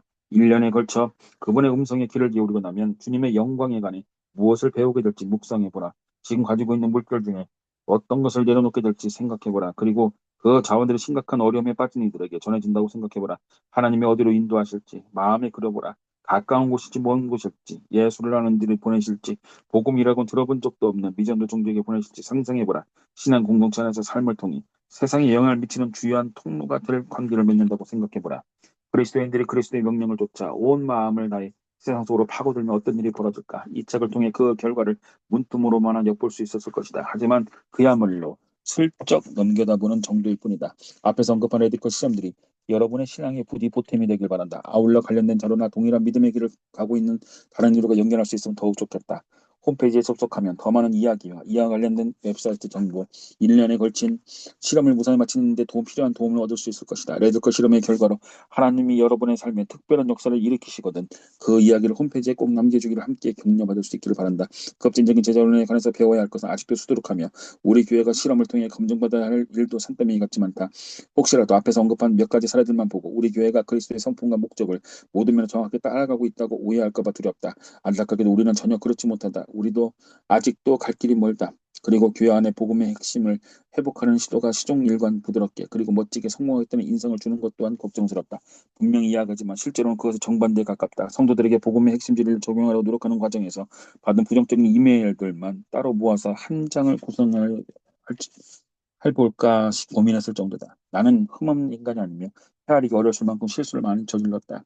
그리고 아직도 여전히 목회자가 된다는 것이 무엇을 의미하는지 배워가고 있는 중이다. 그럼에도 불구하고 교인들이 따라주는 것은 순전히 하나님의 크나큰 은혜 덕분이다. 나는 목회자로서 브루킬드 성도를 사랑한다. 처음 부임했을 때는 이렇게 사랑하게 될 줄 몰랐다. 성령의 능력에 힘입어 열방을 뒤흔들 잠재력 가진 교회를 돌보겠다는 것은 나의 평생을 통틀어 가장 강렬하고 가온한 기쁨이다. 지금까지는 아메리칸 드림의 부정적인 면만 이야기했는데 실은 그 안에 긍정적인 요소가 없지 않다. 우리는 신앙의 자유가 없는 나라에서 핍박을 받으며 믿음을 지키고 있는 이들이나 가난과 싸우고 있는 그리스도인들에게 배우고 얻어야 할 것이 너무나 많다. 그럼에도 불구하고 이 땅에 나게 하셔서 자원과 자유를 넉넉하게 누리게 하신 것도 감사해야 한다. 거기에는 분명한 이유가 있기 때문이다. 우리에게 이 신앙의 자유와 자원들이 없었다면 복음을 들고 다른 민족에 갈 기회가 없었을 것이다. 따라서 우리는 세상의 사고나 가치관, 가정을 받아들이지 않도록 조심하는 한편 주님이 맡기신 자유와 자원을 주님의 뜻을 이루는 데 사용해야 할 것이다. 이것이 우리가 감당해야 할 사명이다. 예수님을 따르기 위해 어떤 대가를 치러야 하는지는 앞에서 이미 살펴보았다. 우리는 가진 것을 다 팔아서 가난한 이에게 나눠주어야 하면 상황이 절박하고 위험한 곳으로 가야 한다. 자칫 했다가는 목숨을 잃을 수 있다. 이처럼 십자가를 지고 그리스도를 따르는 일은 가파르기 짝이 없다. 그러나 그 상금은 달콤하다. 예수님의 말씀처럼 예전과는 비교할 수 없을 만큼 풍성하게 받게 된다. 나와 복음을 위해 집이나 형제나 자매나 어머니나 아버지나 자식이나 전투를 벌인 자는 현세에 있어 집과 형제와 자매와 어머니와 자식과 전투를 백배나 받되 박해를 겸하여 받고 내세는 영생을 받지 못할 자가 없느니라. 마가복음 10장 29절로 30절. 사실적인 계산만으로도 우리의 희생이 진정한 희생이 아니라는 것을 분명해진다. 짐 엘리엇의 전기 서문에서 아내 알리자베스는 남편의 삶과 죽음을 간략히 정리하면서 다음과 같이 말했다. 짐의 목표는 하나님을 아는 것이었다. 그는 그 목표를 이루기 위해 유일한 경로라는 할 수 있는 순종의 길을 걸어갔다. 어떤 이들은 남편의 최후를 일컬어 평범하지 않은 죽음이라고 말했다. 그러나 짐은 자신의 죽음을 통해 많은 이들이 하나님께 순종했기 때문에 죽어갔음을 조용히 지적하고 있다. 흔히들 짐 그리고 더불어 최후를 맞았던 이들은 영웅 혹은 순교자라 부른다. 마땅치 않은 일이다. 아마 그 이들도 동의하지 않을 것이다. 그리스도를 위해 사는 것과 그분을 위해 죽는 것이 어떻게 다를 수 있다는 말인가? 죽음이 그렇게 대단한 일인가? 후자는 전제의 논리적 기결에 불과하지 않은가? 더 나아가 하나님을 위해 사는 것은 사도 바울의 말처럼 날마다 죽는 일이기도 하다. 그리스도를 얻기 위해서 모든 것을 다 잃어야 한다. 그러므로 우리의 생명을 내려놓을 때 비로소 그것을 얻을 수 있다. 엘리자베스가 지적한 것처럼 십자가에서 돌아가신 구세주를 따르는 한 순교자의 죽음까지 특별한 순종으로 분류되지 않는다. 그녀의 말을 듣고 있자면 순교도 평범한 순종처럼 보인다. 그렇다면 그리스도께 철저히 순종하는 것이 그리스도인의 새로운 기준이 된다면 어떨까? 우리에게는 선택권이 있다. 잠깐 있다가 사라지는 보화에 집착할 수도 있고 절대로 사라지지 않는 영구적인 보물을 쫓아 살 수도 있다. 영원한 보물에는 그리스도께 나은 사람이라는 들이라든지 인익거리를 배급하러 찾아온 가난한 이들 또는 복음을 받아들이고 결심한 미전도 종족들이 이해가 될 수가 있다. 그리스도를 알고 경험한 건 역시 무슨 대가를 치르고서라도 손에 넣고 싶은 보배다. 인간은 평균 70에서 80년을 살다가 죽음을 맞이한다. 그렇게 짧은 세월을 살면서도 잠시 있다가 사라지는 허망한 것을 정신없이 따라다닌다. 돈을 벌고 물건을 사 모으고 조금이라도 편안하고 즐겁게 살려고 발버둥치며 노력한다. 그러는 사이에 영원한 주제를 바라보는 시각을 잃어버리는 것이다. 하지만 너나 없이 조만간 하나님 앞에 서서 자신의 시간과 은사 그리고 주님이 맡기신 복음의 청지기를 어떻게 감당했는지 설명해야 할 것이다. 그날이 왔을 때 성공을 위해 더 열심히 살지 못한 것을 아시아올 것 같지 않은가? 더 많이 일하고 더 많은 재산을 축적하고 더 편히 살고 더 많이 여가를 즐기고 더 오래 텔레비전을 보고 더 멋진 노후생활을 누리지 못해서 서운할 것 같지 않다. 대신 모든 나라와 민족들이 주님의 보좌 앞에서 찬양 것을 지켜보면서 그 마지막 때를 위해 더 열심히 살지 못한 것을 못내 아쉬워할 것이다. 자, 이 꿈을 위해 살 준비가 됐는가? 더 이상 흔들리지 마라. 레디컬 실험 결심문. 나는 예수님 앞에서 모든 것을 다 내려놓을 때 비로소 참다운 만족을 누릴 수 있으며 진정으로 예수님을 예배할 수 있다는 레디컬한 주장에 동의합니다. 그러므로 지금부터 한 해 동안 복음의 가르침을 따라 레디컬한 삶을 살겠습니다. 아울러 마음을 열고 하나님이 이 실험을 통해 내 삶에 이루기 원하는 영원한 변화를 받아들이겠습니다. 한 해 동안 나는 전 세계를 위해 기도하겠습니다. 그러기 위해서 특별히 다음과 같은 일을 실천하겠습니다. 2. 말씀 문제를 샅샅이 읽겠습니다. 3. 의미 있는 곳에 쓰기 위해 재정을 희생하겠습니다. 4. 나를 필요로 하는 곳에 가서 섬기겠습니다. 5. 복음적인 지역교회에 헌신하겠습니다.